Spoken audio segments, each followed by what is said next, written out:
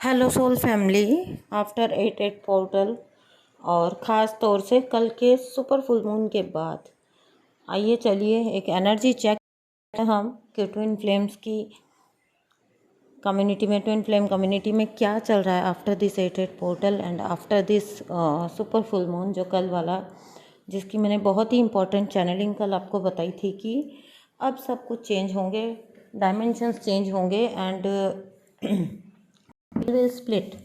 Okay, तो कोई भी आपकी अगर वाइब्रेशनल मैच है तो वही आपका रह सकता है, अदरवाइज वो आपको छोड़ के अपने आप लोग निकल जाएंगे। आप पाएंगे कि अपने आप ही लोग रिलीज़ हो रहे हैं और वो कहाँ जाके सेट होंगे, वो अपने वाइब्रेशंस के साथ जाके सेट होंगे। और यहाँ पे जो होगा वो सबके हाईएस्ट गुड के लिए होगा। तो बिल्कुल भी इसके लिए आपको पैनिक होने की ज़रूरत नहीं है कि क्या होगा क्या नहीं होगा।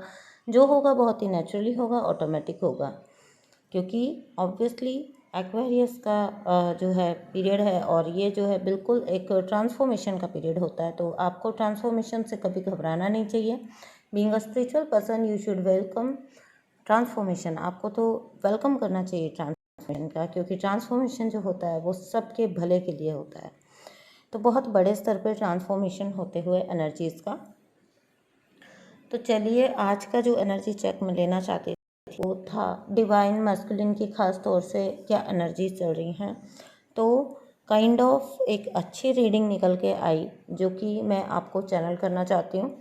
तो आइए दोस्तों स्टार्ट करते हैं, जहाँ पे मैं आपको बताती हूँ कि किस टाइप का डिवाइन मैस्कुलिन की एनर्जी राइट नाउ बनी हुई है। राइट नाउ, तो राइट नाउ अगर हम कहें तो हम ये नहीं कह सकते कि डिवाइन मैस्कुलिन जो एक पिछले कई दिनों से सफरिंग पेन वाला जो उनका एक दौर चल रहा था, उसके बाद एक बूस्ट मिला है उनको।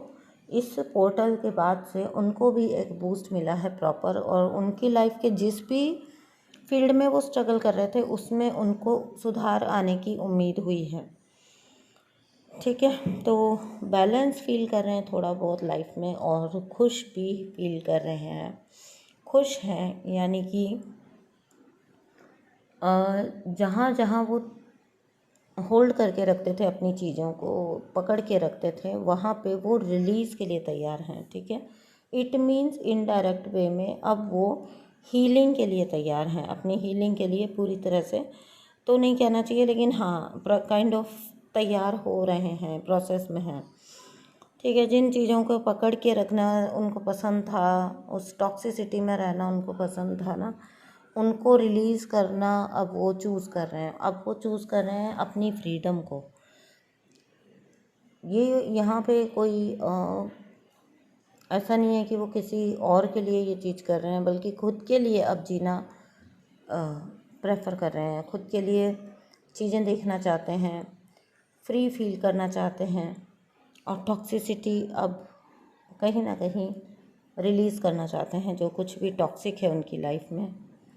और ख़ास तौर से जो एनर्जी निकली थी वो फेमिनिन निकली थी, कि जिसको काफ़ी टाइम से उसकी टॉक्सिसिटी को सहन कर रहे थे, इस कार्मिक फेमिनिन को भी वो रिलीज़ करने को तैयार हैं।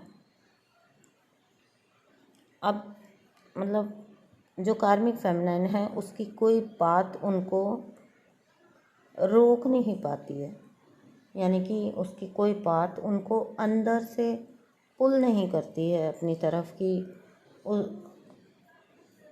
इस स्टेज पे ना उनको सिर्फ़ और सिर्फ अगर कोई लाइट हाउस नज़र आता है तो अपनी डिवाइन फेमिनाइन, कितना भी जोर लगा ले कार्मिक फेमिनाइन, लेकिन वो उनको अब नहीं खींच पा रही है अपनी तरफ। क्योंकि डिवाइन मैस्कुलिन, जब हम ऐसा होता है ना, जब आप अंदर से इंटरनली किसी चीज़ के लिए प्रिपेयर हो जाते हो, तो इसी तरह से मैस्कुलिन का है, डीएम का है। डीएम एनर्जी अपने अंदर से, अपने स्व इच्छा से, खुद की इच्छा से अपने हार्मफुल एनर्जीज़ को रिलीज़ करना चाहती है। बहुत लंबे समय के स्टैग्नेंसी के बाद ना अब वो अपने आप को फ्री करना चाहते हैं, फ्री फील करना चाहते हैं, जीना चाहते हैं। टॉक्सिसिटी से निकलने के लिए अपने आप को तैयार पाते हैं। यहाँ पे आप क्लियरली देख पाओगे या फील कर पाओगे कि